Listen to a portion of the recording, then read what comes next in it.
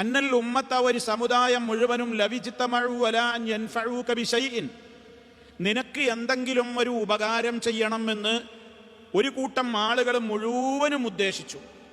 എന്നാലോ അല്ലാഹു സുബ്ഹാനഹു വ തആല ഇല്ലാ ബിശൈഇൻ ഖദ് ലം യൻഫഉക ഇല്ലാ ബിശൈഇൻ ഖദ് കതബഹു അല്ലാഹു ലക, അല്ലാഹ് നിനക്ക് തീരുമാനിച്ചിട്ടുള്ള ഉപകാരം എന്താണോ അതല്ലാതെ ഇവിടെ ആര് വിചാരിച്ചാലും നിനക്ക് ചെയ്തു തരാൻ കഴിയൂല. അതിൻ്റെ നേരെ എതിർവശവും പറഞ്ഞു. ഇനി ഏതെങ്കിലും ഒരു കൂട്ടം ആളുകൾ മുഴുവനും കൂടിയാണ് തീരുമാനമെടുത്തു നിന്നെ നശിപ്പിക്കാൻ, നിനക്കൊരു ഉപദ്രവം വരുത്താൻ. അവിടെ നമ്മൾ എന്താണ് മനസ്സിനെ പഠിപ്പിക്കേണ്ടത്? അള്ളാഹു എനിക്ക് തീരുമാനിച്ചിട്ടുള്ള ഒരു ഉപദ്രവമോ അല്ലെങ്കിൽ ഒരു എന്താണോ എനിക്ക് ഏൽക്കാൻ ഉദ്ദേശിച്ച ഒരു ഞാൻ ഇഷ്ടപ്പെടാത്ത കാര്യം അതെന്താണോ അത് എൻ്റെ റബ്ബ് വിരിച്ചതല്ലാതെ ആരെക്കൊണ്ടും ഇവിടെ ചെയ്യാൻ കഴിയൂല. ഇത് നമ്മുടെ തവക്കുലിൻ്റെ ഭാഗമാണ്. ഇത് 5 നേരത്തെ നിസ്കാരത്തിൻ്റെ പിറകെയും നമ്മൾ പറയുന്നുണ്ട്.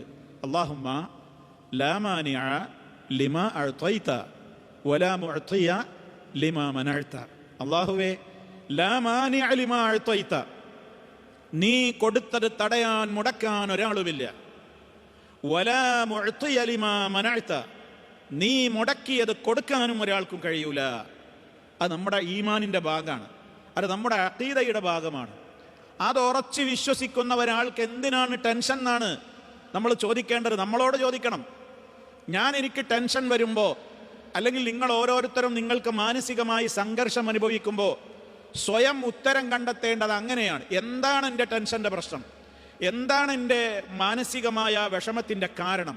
ആ കാരണം ആദ്യം കണ്ടെത്തണം. അത് കണ്ടെത്തിയിട്ട് പിന്നെ ഞാൻ എൻ്റെ മനസ്സിനോട് ചോദിക്കണം, നീ എന്തിനാ ബേജാറാകുന്നത്? എന്താ ബേജാറ്? ഒരു നന്മ എനിക്കൊന്നെങ്കിൽ ഒരു ഉപകാരം വരാൻ പോണത് എനിക്ക് പോയിട്ടുണ്ടാവും, അല്ലെങ്കിൽ ഞാൻ വിചാരിച്ച ഒരു കാര്യം എനിക്ക് കിട്ടിയിട്ടുണ്ടാവില്ല, അല്ലെങ്കിൽ ഞാൻ വിചാരിക്കാത്ത എന്തോ ഒരു അസുഖകരമായൊരു കാര്യം എനിക്ക് ബാധിച്ചിട്ടുണ്ടാകും. അതിൻ്റെ പേരിലാകും ടെൻഷൻ. ഇതിൽ ടെൻഷൻ ആവേണ്ട കാര്യം എന്താണ്? അള്ളാഹു വിരിച്ചതല്ലാതെ നടക്കുമോ? ആരെന്ത് തീരുമാനിച്ചാലും ആരെന്ത് വിരിച്ചാലും റഹ്മാനായ റബ്ബല്ലേ, അത്യുന്നതനായ കോടതി അവിടെയല്ലേ, അവൻ്റെ തീരുമാനപ്രകാരമല്ലേ എല്ലാം നടക്കുകയുള്ളൂ.